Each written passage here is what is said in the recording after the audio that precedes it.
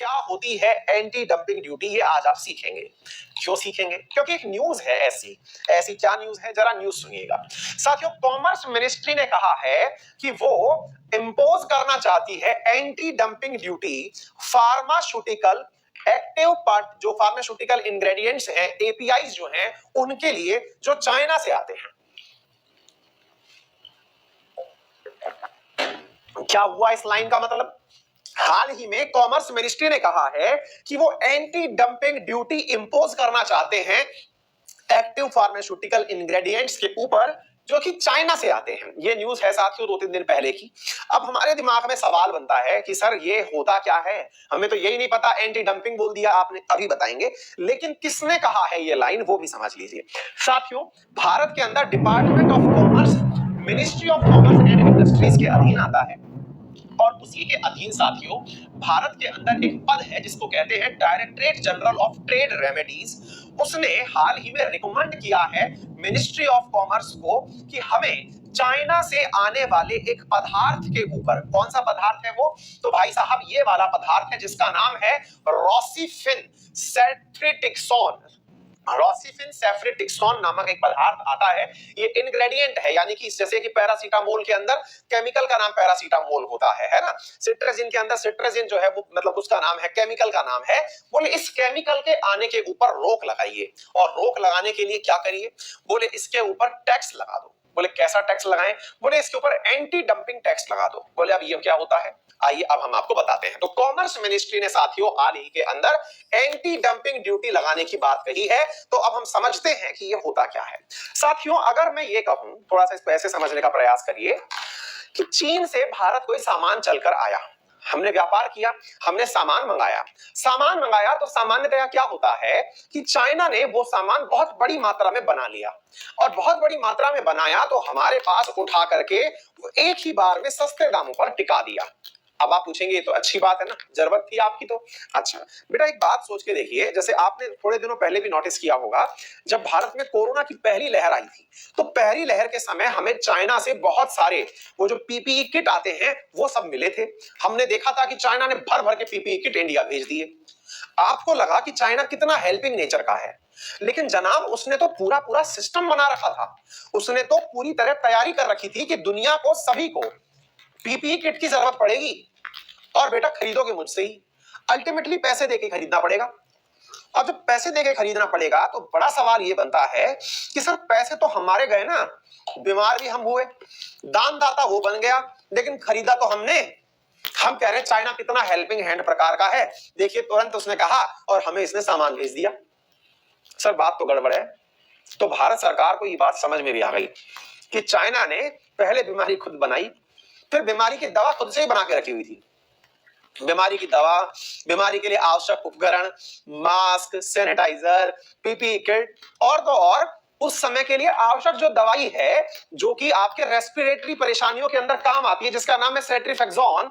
ये रेस्पिरेटरी जो दिक्कतें होती है, श्वसन संबंधी दिक्कत होती है, उसमें काम आने वाली दवाई है। बोले बेटा इसमें दवाई ववाई भी सब बना रखी थी।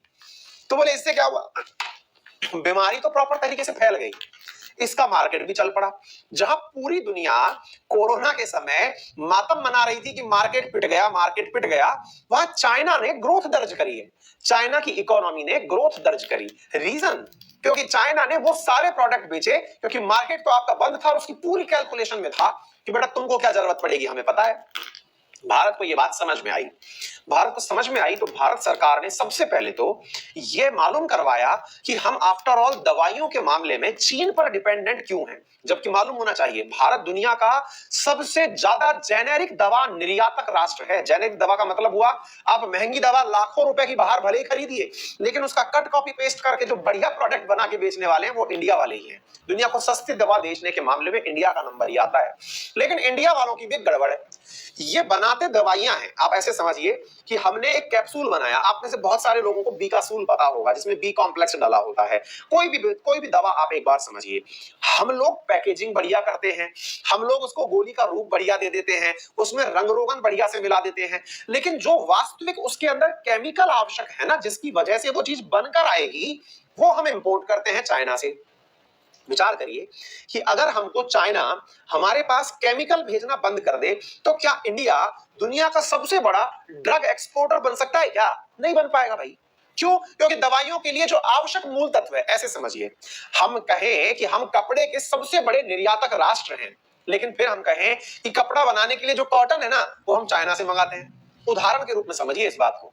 अगर हम बिल्कुल वैसे कि कॉटन की आवश्यकता आपको वहां से है, आप वहां से मंगाते हैं, यहां उसको बढ़िया से सिलते हैं, बढ़िया कपड़े का रूप देते हैं और आप उसको एक्सपोर्ट कर देते हैं।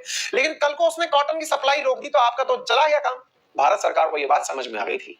भारत सरकार ने तुरंत तरीका निकाला और कहा कि बेटा पीएलआई स्कीम में सबसे पहले इसी को डालो। अब ये पीएलआई स्कीम क्या है? मैंने आपको पढ़ाया है, प्रोडक्शन लिंक इंसेंटिव स्कीम। भारतवासियों से कहो कि वो भारत के अंदर ही ये वाला केमिकल बनाएं और केमिकल बना करके जो खर्चा लग रहा है उस पर टैक्स वैक्स की चिंता छोड़ दें, भारत सरकार उन सबको मैनेज कर लेगी।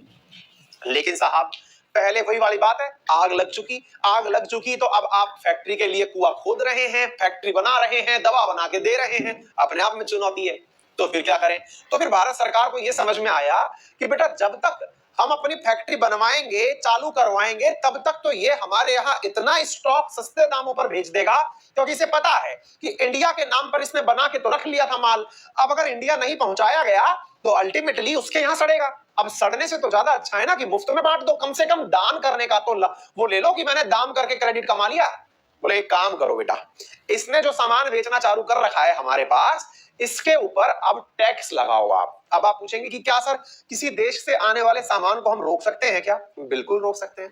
भारत सरकार ने कहा कि हमने अपने यहां पर इस सामान की फैक्ट्री लगा रखी है, हमको हमारी फैक्ट्री को रन करवाना है।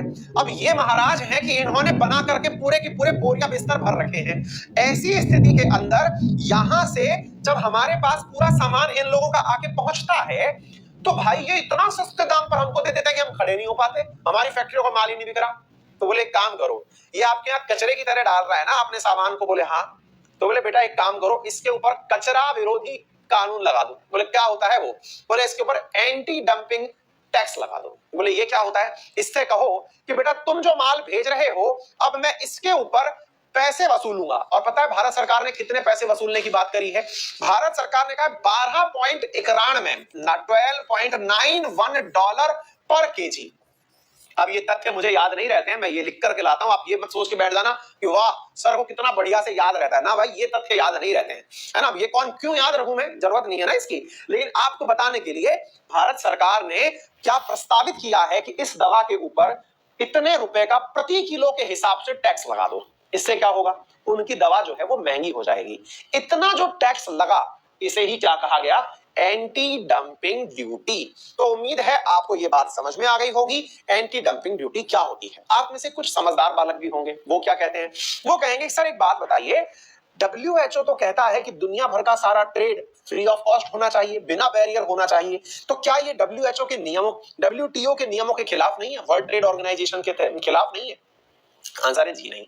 क्यों नहीं है? क्योंकि एंटी डंपिंग ड्यूटी WTO भी ऑथोराइज करता है। वो कहता है कि अगर कोई देश को लगता है कि दूसरा देश सस्ता माल उसके देश में भर रहा है तो उसे रोक सकते हैं एंटी डंपिंग ड्यूटी लगाकर। तो उम्मीद है आपको ये कंसेप्ट भी बेहतरीन तरीके से समझ में आ गया होगा। तो आपने सीख क्या लिया? एंटी डंपिंग ड्यूटी भारत सरकार APIs पर लगाने जा रही है। ये होते हैं एक्टिव फार्मास्यूटिकल इंग्रेडिएंट्स जिनसे कोई मुख्य दवा बनकर आती है। ये तथ्य हमने आपको लिखित में भी दे दिया है। ये सारा जानकारी आपको हमारे टेलीग्राम पर क्लास खत्म होने के बाद में मिल जाएगी। इसके लिए परेशान ना हो। तो उम्मीद है आपको ये बात समझ में आ जाएगी।